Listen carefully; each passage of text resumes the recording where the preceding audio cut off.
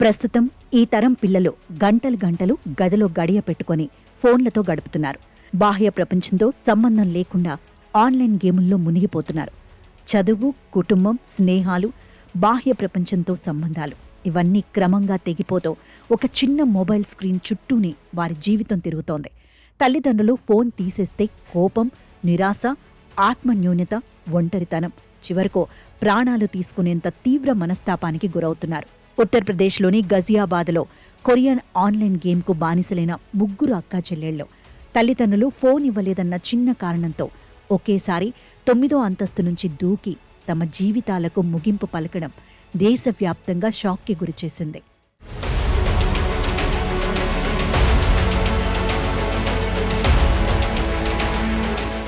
గజియాబాద్లోని ఓ residential టౌన్షిప్లో నివసిస్తున్న చేతన్ కుమార్కు 2 భార్యలు, 5 సంతానం.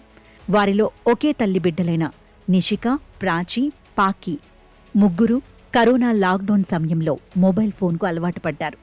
మొదట ఆన్లైన్ క్లాసుల పేరుతో చేతికి వచ్చిన ఫోన్ క్రమంగా ఆన్లైన్ గేమ్లకు దారితీసింది.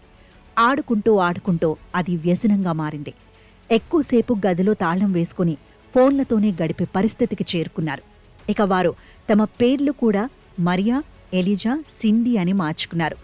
దాదాపు 10 రోజుల క్రితం తండ్రికి ఆ అకౌంట్ విషయం తెలిసి దాన్ని డిలీట్ చేయడంతో పాటు వారి మొబైల్ ఫోన్లను కూడా స్వాధీనం చేసుకున్నాడు. 2 కోట్ల అప్పుల భారంలో ఉన్న తండ్రి చేతన్ కుమార్ విద్యుత్ బిల్లు చెల్లించటానికి పిల్లల మొబైల్ ఫోన్లను అమ్మేశాడని పోలీసులు తెలిపారు. అంతేకాకుండా పిల్లలను పెళ్లి చేసేస్తానని కూడా బెదిరించాడు. దీనికి ప్రతిగా తాము భారతీయులు కాదని, కొరియన్లమని భావిస్తున్నందున పెళ్లి చేసుకోలేమని ఆ అమ్మాయిలు చెప్పినట్లు తెలుస్తోంది.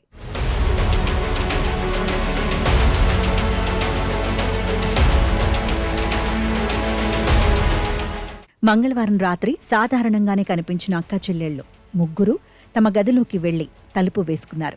అర్ధరాత్రి 2 గంటల సమయంలో బాల్కనీలోకి వెళ్లిన 3 ఒకరి తర్వాత ఒకరు కిందికి దూకేశారు.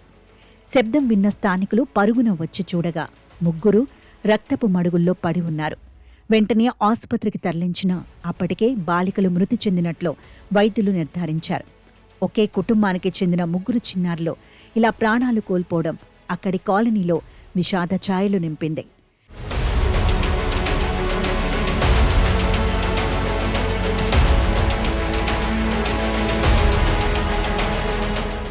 ఈ ఘటన తర్వాత పోలీసులు ఆ గదిని పరిశీలించగా ఒక డైరీ లభించింది. ఈ డైరీలో ఉన్నదంతా నిజం. పూర్తిగా చదవండి, ఇప్పుడే చదవండి, రియల్లీ సారీ నాన్న అని అందులో రాసి ఉంది.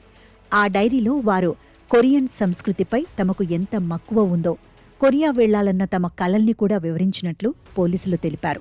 3 కలిసి ఒక కొరియన్ టాస్క్ బేస్డ్ గేమ్ ఆడేవారని, ఆ గేమ్లో చివరి టాస్క్ ఆత్మహత్య అని ప్రచారం జరిగింది. అయితే వారు కొరియన్ సంస్కృతి ప్రభావంలో ఉన్నప్పటికీ అదే ఒక్క కారణం కాదని పోలీసులు చెబుతున్నారు. కుటుంబం తీవ్రమైన ఆర్థిక సమస్యల్లో ఉంది. అప్పుల కారణంగా గత 2 సంవత్సరాలుగా ఆ పిల్లలు పాఠశాలకు వెళ్లటం లేదు.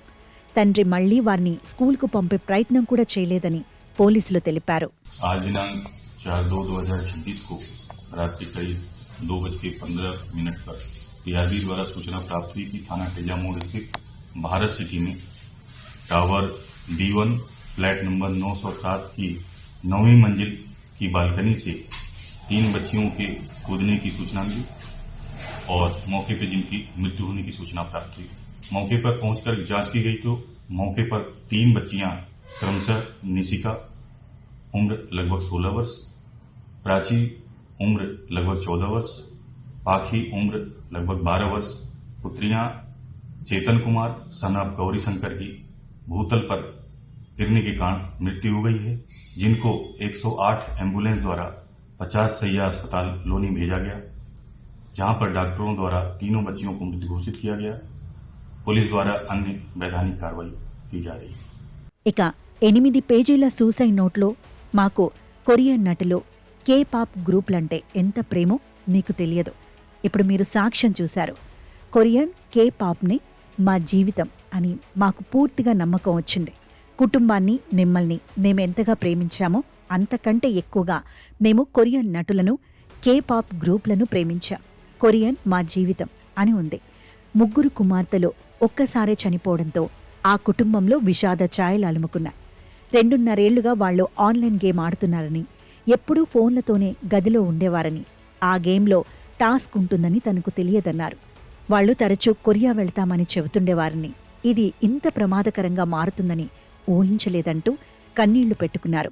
और वो हमसे कहते थे कि कोरिया हमारी जान है जी मैंने कहा कि हम कोरिया शादी करेंगे जी मैंने कहा ये बताओ कोरिया क्या करना जाके अब ये बताओ कोरिया हमने तो उनके दिमाग में डाला नहीं है जी आप बताओ कोई भी बाप अपने बच्चों के दिमाग में कोरिया पूरे डालेगा तो भाई साहब- कोई दिन दूर भी आएगा उन्हें तो भाई साहब आपको क्या लगता है कि उन्होंने खुदकुशी की है, इसके पीछे कोई और वजह नहीं है? नहीं खुदकुशी नहीं की वो एक दिमाग वो है उनका कि भाई वो हमें कोरिया कोरिया कोरिया ये करके मैंने उनसे खाली फोन लिया था ठीक है और कोरिया कोरिया करके वो उन्होंने कर दिया ये काम और ये एक टास्क पास वगैरह है इसी चक्कर में हो रहा है लेकिन आपकी बात पर हम यकीन कर ले, मीडिया कर ले, लेकिन पुलिस तो नहीं कह रही है। पुलिस कह रही है गेम का कोई चक्कर नहीं है, कोई टास्क नहीं है।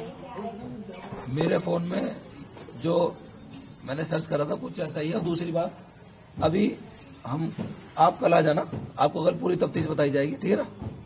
भाई साहब 3 बच्चियों की मौत हो गई हाँ। है, पिता होने के नाते आप कल का इंतजार कर रहे हैं और हम लोग मीडिया होने के नाते सिर्फ उसका सच जानना चाह रहे हैं सच कि यही है। आपकी जुबानी क्या वजह है कि उसने कदम उठाया। कि देखो सुनो मैं भी अपना काम में बिजी रहता था मुझे खुद नहीं पता लगा कि क्या था ये मुझे खुद बताया गया कि ये एक एडिक्ट हो गए थे बच्चे तुम्हारे।